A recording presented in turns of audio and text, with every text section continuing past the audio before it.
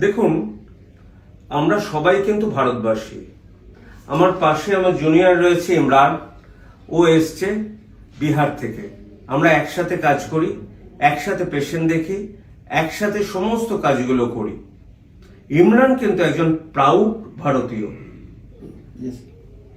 সুতরাং এখানে আমরা আমাদের সবচেয়ে বড় পরিচয়, আমরা ভারতীয়, আমরা ভারতকে ভালোবাসি। এখানে যেটা চলছে পশ্চিমবঙ্গে, ভেতরে ভেতরে খেপিয়ে দেওয়ার চেষ্টা চলছে। আমাদের যে দল এখন ক্ষমতায় আছে, তার কারণ তারা চায় মুসলিম ভোট পোলারাইজড হোক, তাদের দিকেই যাক। কিন্তু তাদের একটা কথা বুঝতে হবে যে মুসলিমরা কিন্তু অতটা পিছিয়ে নেই। মুসলিমরা এখন যথেষ্ট জ্ঞানী। মুসলিম ভোট অত পোলারাইজড হবে না। আমরা ভারতকে ভালোবাসি, আমরা ভারতীয়, ভারতীয় আমাদের একমাত্র পরিচয়।